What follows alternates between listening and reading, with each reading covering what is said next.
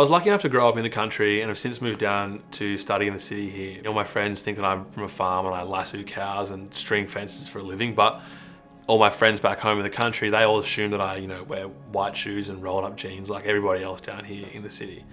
My dad continues to have his own struggles with sort of mental health. And I think that sort of caused a lot of tensions in the house growing up. So it was always a little bit fragmented to a degree. I witnessed there was a lack of, a role model as such, or I didn't have anywhere to look for that. And I think what that sort of manifested into was me sort of trying to step into that role from a young age. I found some satisfaction or comfort in knowing that even if I didn't have it, at least I could possibly provide it for others. And it just felt like this wave of responsibility was on me now, that it was now, my turn to sort of, look out for my brothers and my family and my friends and things. I remember sitting outside my house. I have this really vivid memory of just sitting down with my dog at the time, Rex, and just talking it out with him and just saying, it's you and me sort of against the world now, and just crying. I'm being really upset at the time.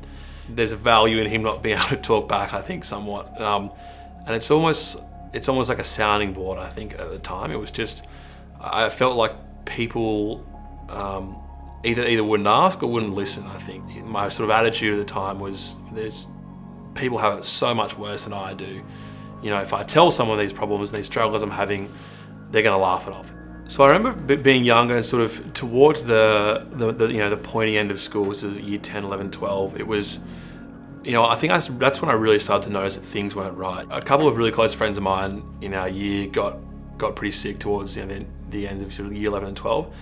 And I think that, in two ways, it sort of increased this feeling of frustration that no one was addressing this, or no one was addressing the gravity of the situation where, we have friends facing, what was potentially life-threatening illnesses. And here we were talking about high school grades and universities. So I think there was a real lack of dialogue or instruction on how to sort of process that. The most memorable emotions, I think, at the time were ones of frustration for others, and that, why aren't no one cares for these people, or no one's reaching out to them. But I think, having spent a lot of time thinking about it and looking back in hindsight, that frustration was probably more that no one was reaching out to me, and that isolation and sort of the loneliness that comes from not feeling like anybody else is experiencing the same things as you.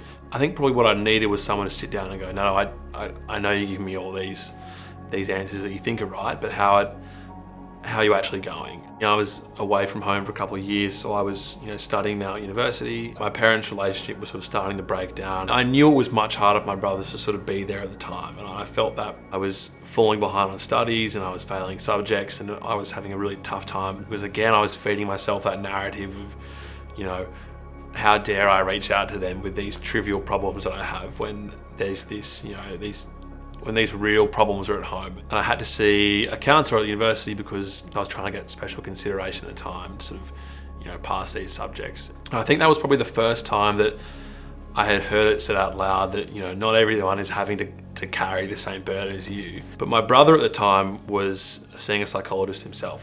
And he was the first one that checked in and said, are you okay? Sort of, things look really off for you. The initial feeling talking through it with him was, this crippling anxiety of just, oh my God. But talking through it, even briefly, was, I remember that feeling of like you're just shedding a weighted blanket. Like it's just this sense of relief and sort of anticipation. I think for a long time I'd known I needed to discuss it, but it was like, that moment I was equally frightened of, but looking forward to in some ways. So after I had conversations, both my brother and the university counsellor, which really sort of validated these things I was feeling, then I had the opportunity to talk to my mum. She wasn't surprised, I think. In some ways, I think she probably already knew.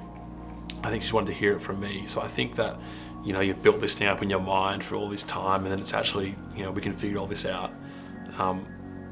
That sort of reaction was, surprisingly comforting. I remember going to the GP, receiving the diagnosis for anxiety and depression, and it was, two parts equally, I think, confronting at the time. I was also comforted. I remember the first time going to see Greg, my psychologist, and his approach is like applying, building flat pack furniture for your room. The way I've had it described is like, imagine it like, you have a clustered, messy room. And for me, it was like, that's how your mind works. The way to sort of store things and compartmentalize and and be able to access things when you want, when you don't want to, and knowing when to sort of use them and apply them, sort of like, you know, like a tool belt that you have. I think there's definitely been a noticeable shift in attitude between my friends, specifically guy friends. I feel like we're much quicker now to sort of move through those surface level chats of, you know, how's work and how's your girlfriend and how's that going? And we're better now, I think, at gauging how each other are going. So we're much quicker to recognize that, you know, someone might be off, so we,